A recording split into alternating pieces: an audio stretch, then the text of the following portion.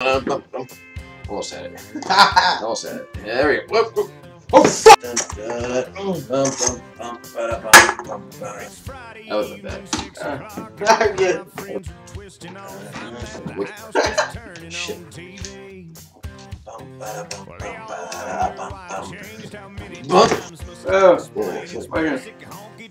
Okay. Let me hit that shit. Let me hit that shit. Let me hit that shit. Oh shit, dude. Oh, go. Yeah. I thought you were. Oh shit. Yeah. Well, it wasn't. It's alright. Are we gonna do the show? Oh, what? Are we gonna do the show? Yeah, we're gonna do the show. Yeah, fuck, hang on.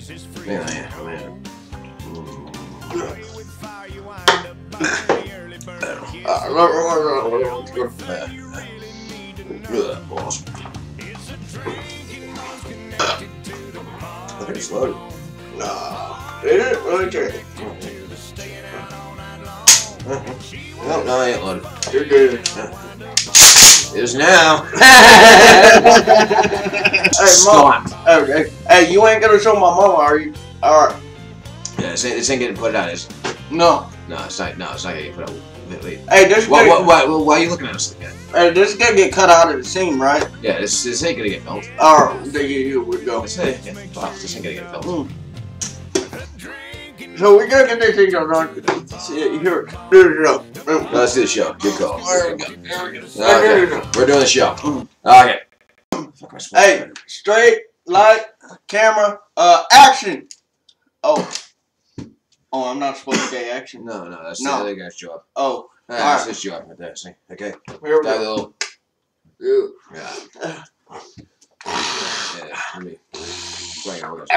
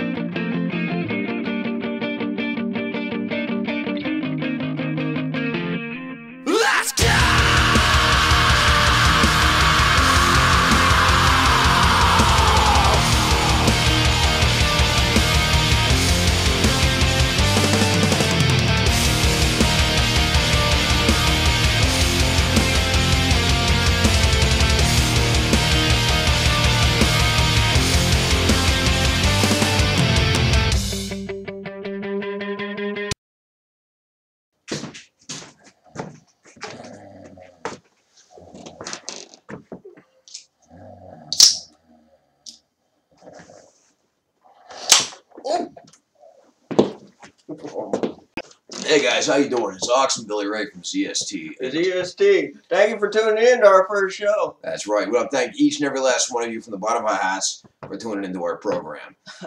You know, like you said, his name is Doc. I'm Billy Ray, and we're coming here from good old Waynesville, Missouri. It's good stuff. It's great stuff. From our zombie survival tactics headquarters. And what are we going to bring today? Well, today, my friend, I figured we'd talk about the Bob. Battery operated bullfrog? No, bud. The bug out bag. B-O-B. Bug out bag. Oh, I was thinking another. Alright. So, the Bob. What's a Bob for? Your bug out bag, aka the get the hell out of Dodge bag. It's a bag full of supplies, equipment, whatever you need to survive anywhere from 72 hours up to 5-6 days. And what kind of stuff would you put in that? Whatever you need to survive. Food, water, shelter, i.e. tents, sleeping bags, canned goods, MREs, fire starting equipment, lighters, magnesium fire blocks, matches. Now, food, you talk about like steaks and like beans and stuff like that. Nah, but I was thinking more along the lines of like canned goods and MREs. What's an MRE? Oh, MRE? It's military chow, buddy. Oh, all right. Yeah, military chow. MRE. MRE. Meal ready to eat. Made for the armed forces. God bless them. God bless you, boys and gals. And inside an MRE, you got all kinds of stuff. You know, stuff like it's all waterproof. It's all preserved and everything. So it's got a shelf life anywhere from 10 to 15 years, and it's pretty good. You know you got it. You know, if, let's say you find one that ain't been open. You know, it's still good. It don't matter how long it's been sitting around. That's Hell, right. I remember one time I opened one up.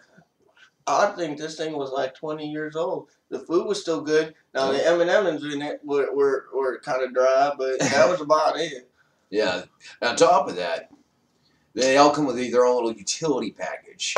They'll have like sugar, salt, pepper, toilet paper, moist towelettes, matches, all sorts of real handy things to have in there. Mm-hmm. But for those of you on a budget that can't go with MREs, there's a couple other things you can do. Canned goods.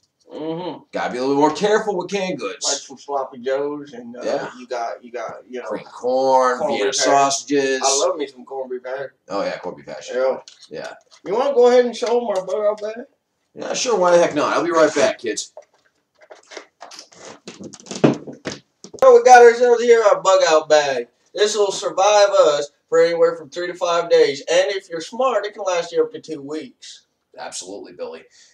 We chose a military rucksack for our bug out bag. Why? We're both prior military, both very, very familiar with the uses of these things. They're great. All of the extra straps and flaps they have on there make it easy and wonderful to attach anything you want. Spare pouches, canteens. Big old pouches. And my favorite part of this is, watch your hand. You can put a full-size machete. Great for hacking through limbs, great for hacking through underbrush. Great for scratching your balls.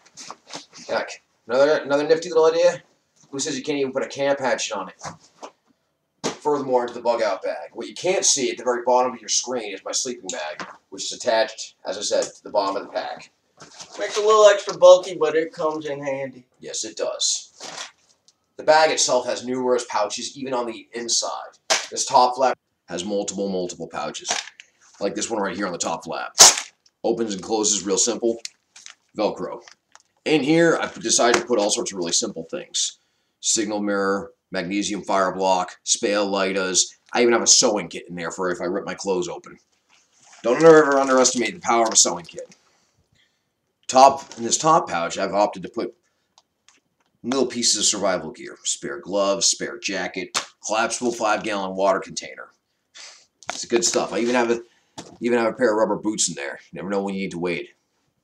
The lower half of the bag, that's where I keep all my spare clothes. Jeans, shirts, long underwear, socks. Socks are important. It's also in there where I decided to keep my hygiene kit. Hygiene is going to be absolutely a must. You get a cut, you don't clean it, gets infected, you're dead. So that right there is our bug out bag. The doctor right here did explain it pretty good.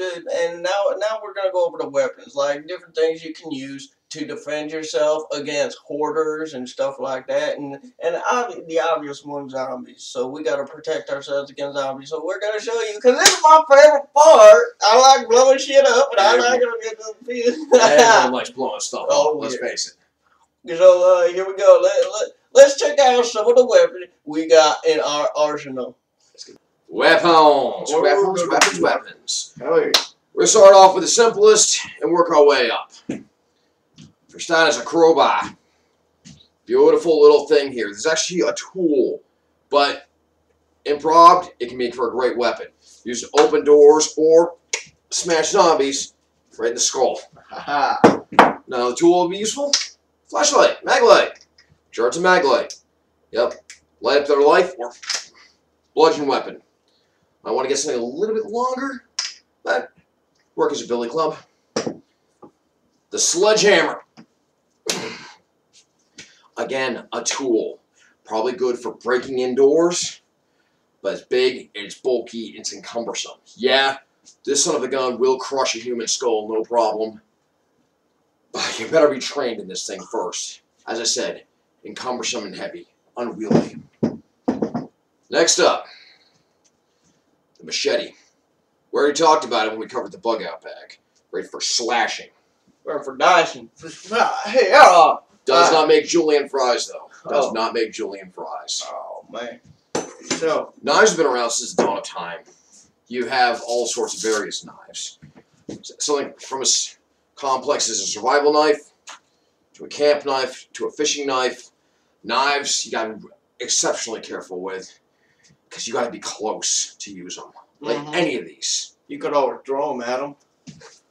Yeah. But the problem is with throwing a weapon, you have to penetrate the human skull, and yeah, you'll lose it.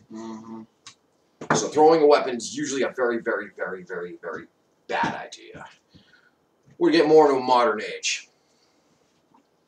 The crossbow. Yes, this is just a pistol crossbow, but at 80 pounds of pressure, that should be sufficient enough to pierce the human cranium. Slow to reload, but quiet. And you can hit him from a distance. Can't go wrong with that. Now we're going into everyone's favorite subject. Guns, guns, guns! Oh yeah, my favorite. This is my baby right here. You got the AR-15. You know, this thing, you know, it's a single shot and everything. But you could. Now, you didn't get this. If anybody asks, you didn't get this from Billy Ray. Alright? But you can actually shave down. If you know what you're doing, you can shave down that firing pin, and you can make it fully automatic. Which is actually something you wouldn't even want to do in a zombie apocalypse. I would. All you'd be doing is wasting ammo, my friend. Keep in mind, one shot, one kill. You gotta take out the brain. It's actually a better idea to go with slow, controlled shots. As Billy just showed you, laser sights. Laser sights are great, but unfortunately they run on battery power, which means eventually that battery's going to die, so you better put your faith in good old-fashioned iron sights. Alright? Rifles, they're beautiful. They can reach out and touch somebody from a distance. You can use them for hunting. You can use them for self-defense. But the problem, like with any of these we're about to show you, they require bullets. And eventually bullets run out. I mean, we do got plenty of bullets right here. I mean, we don't have our full arsenal right here. We got our zombie rounds. Certified. Certified. How about we go to a secondary weapon? Smaller form of firearms. As I was reaching for. Handguns. Handguns, they're lighter, they're smaller. They can pack the same amount of punch, but their range is limited. Like the ammo capacity, range is limited, so you gotta be careful with them. Handguns are only be useful for CQC, close quarters combat. You know what I found when I was overseas? You know, if you're treating somebody, you know, they get hurt and everything, you're treating them, and you're down there and everything. You don't want to be pulling out a giant giant rifle if you got to take somebody down coming at you. So while you're working on them, you can pull that sidearm out, bam, put it back. Keep going. First, let's say, my friend, CQC, close quarters combat. That is ideally what your handguns should be used for. Any of these weapons, with the exception of the rifle and crossbow, they're all CQC. They're all close quarters. And we promise to show you in upcoming episodes. We're going to show you how they work. We're going to show you them live in action. It'll be a lot of fun. Next up, last but not least, the ever popular 12-gauge shotgun. This was once a standard hunting shotgun, but we've modified it with an aftermarket buttstock, handle, and foregrip. It's a 12-gauge, ladies and gentlemen. It's a pump-action 12-gauge. What a shotgun's good for? Clearing a path and massive destruction. Take zombies' heads, clean off their shoulders. All depends on your load, too. At the same time, be careful of your load. Certain barrels are meant for certain loads. Okay? You can't put a slug through a shot barrel.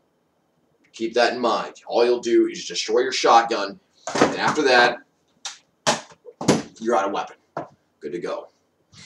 So these are our weapons right here, and guess what? I drew myself. I spent all night drawing me up a diagram.